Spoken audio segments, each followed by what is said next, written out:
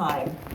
At a time when offshore financial centers are working studiously to stop the bleeding of business and to mobilize tactics in order to grow the sector in an ever increasingly competitive environment, brought about by ever evolving regulatory standards and the present era of transparency.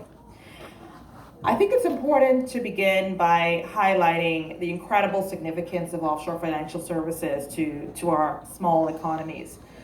In the year 2006, the Bahamas Financial Services Board commissioned a study by Oxford Economics on the contribution of financial services to the Bahamian economy. And the study found that the direct contribution of financial services to the Bahamian economy at that time was 15%. But total direct and indirect contributions amounted to some 27%, which was much more than tourism was at the time. And the report importantly noted that financial services was responsible for oiling the wheels of all of the other industrial sectors in the country, encouraging investments and improving the quality of those investments, providing a secure home for savings and access to capital markets for households alike, as well as providing high-paying job opportunities for Bahamians. So what Oxford did for us was confirm what we already knew, that offshore financial services plays a significant and a crucial role in supporting our economy by providing employment opportunities, but also by indirectly procuring and promoting and providing vital services to other key sectors in our economy. So with that said, it's clear that for many of us, our small offshore jurisdictions, the financial services sector is an incredibly vital industry. It's necessary for the functioning of the domestic economy, and it's become a matter of public importance to determine the way forward. So what we know for sure is that we can't allow offshore financial services to die. I have to be quite honest with you. I think most of us, every single day, we are worried. We've had a lot of sleepless nights over the past few years because what we know is that our economy is so dependent upon this sector, we can't afford for it to die. Instead, we have to find, even if we have to painstakingly seek ways to adapt, to evolve, to survive, to grow in the midst of reputational injuries such as the Panama and Paradise Papers. Increasing global pressure and scrutiny, seeing that the goalposts continue to change every 6 months as we complete another goalpost is set. We are attempting to somehow find the balance between adhering to international best practices, global standards, and commitments while adapting our industry and positioning it for growth and expansion, or some would say just for simple survival and no longer further contraction and demise. And so the past decade's been a difficult one for us as we struggle to stop the bleeding from businesses leaving on offshore in work to develop new streams of tax compliance business that is going to thrive in this era of tax transparency. Some of the ways that we've been finding to do this is increasing the knowledge of the laws in our clients' tax jurisdiction. So gaining expertise in cross-border estate and tax planning. Gone are the days when we can advise our clients solely on the laws of our own jurisdiction and our own structures without knowing the laws of their jurisdiction, the jurisdiction of their tax residents.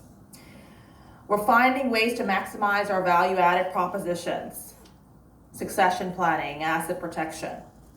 And we're committed to strengthening financial services while adhering to the ever-evolving global standards. All hands are on deck to do this. We're also doing all we can to stay competitive, to offer clients something that they're not getting in other jurisdictions. We all know that onshore financial services now is offering the exact same services that we created, that we made innovative 20 years ago. And so we've had to elevate our levels of standards and excellence. However, I would be a bit remiss to end there. This panel is called the Offshore Factor.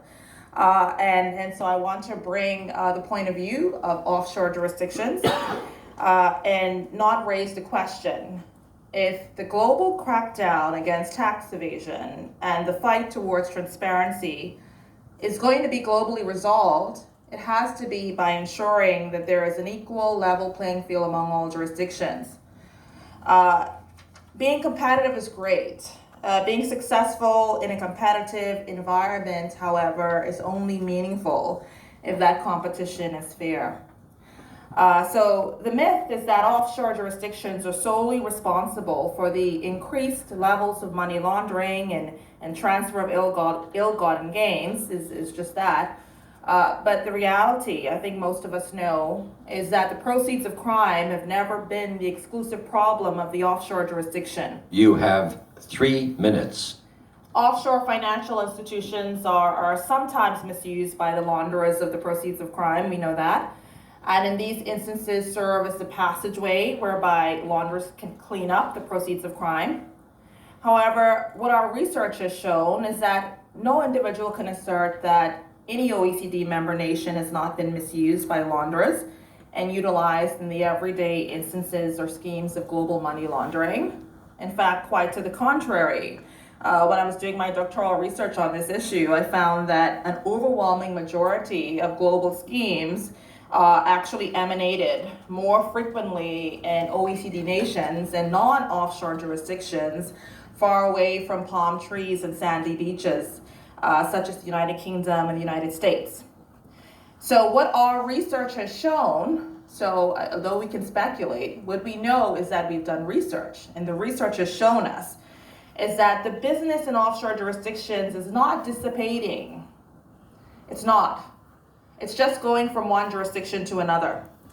In 1995, the Bahamas had 460 registered banks and trust companies. We're now under 200. When we look at the level of clientele, we know that those clients still have structures and are still utilizing the benefits of confidentiality from tax authority.